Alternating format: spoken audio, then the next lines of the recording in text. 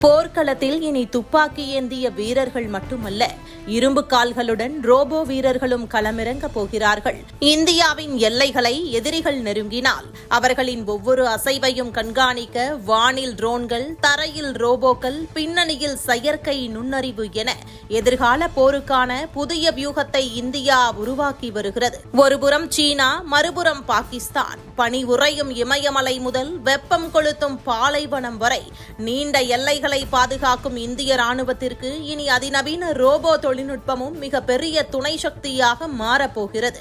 மனித வீரர்கள் செல்வதற்கு மிகவும் ஆபத்தான பகுதிகள், வெடிபொருட்கள் புதைக்கப்பட்டிருக்கலாம் என்று சந்தேகிக்கப்படும் இடங்கள், எதிரிகள் பதுங்கியிருக்கும் பகுதிகள் என உயிருக்கு ஆபத்து நிறைந்த களங்களில் முதலில் கால் பதிக்கப் போவது இந்த ரோபோ வீரர்கள்தான்.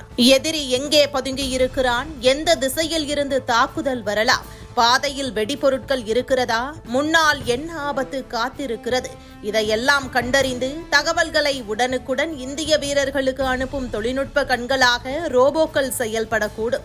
அதிநவீன கேமராக்கள், சென்சார்கள், செயற்கை நுண்ணறிவு மற்றும் தகவல் தொடர்பு தொழில்நுட்பங்களுடன் உருவாகும் இந்த இயந்திரங்கள் போர்க்களத்தின் முகத்தையே மாற்றும் புதிய சக்தியாக உருவெடுத்து வருகின்றன. குறிப்பாக சீன எல்லையில் நிலவும் கடுமையான பனிப்பொழிவு, ஆக்சிஜன் குறைவான உயரமான மலைப்பகுதிகள் மற்றும் மனிதர்கள் நீண்ட நேரம் செயல்பட முடியாத கடுமையான சூழ்நிலைகளில் ரோபோ அமைப்புகள் மிக பெரிய பலமாக மாறலாம். இரவு பகல் பாராமல் கண்காணிப்பு, கடினமான நிலப்பரப்புகளில் பொருட்களை எடுத்துச் செல்லுதல், ஆபத்தான பகுதிகளை ஆய்வு செய்தல் என பல்வேறு பணிகளில் ரோபோக்களை பயன்படுத்துவதற்கான வாய்ப்புகள் அதிகரித்து வருகின்றன.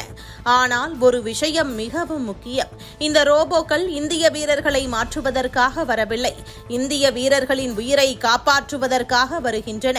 ஒரு காலத்தில் போர் என்றால் பீரங்கிகள், டாங்கிகள், போர் விமானங்கள், போர்க்கப்பல்கள். ஆனால் இப்போது நிலைமை மாறிவிட்டது. வானில் ஆளில்லா விமானங்கள் பறக்கின்றன, கடலில் ஆளில்லா கப்பல்கள் பயணிக்கின்றன, தரையில் தன்னாட்சி ரோபோக்கள் நகர்கின்றன. இவை அனைத்தையும் ஒருங்கிணைக்க செயற்கை நுண்ணறிவு களமிறங்குகிறது. எதிர்கால போர்களில் யாரிடம் அதிக வீரர்கள் இருக்கிறார்கள் என்பது மட்டும் வெற்றியை தீர்மானிக்காது.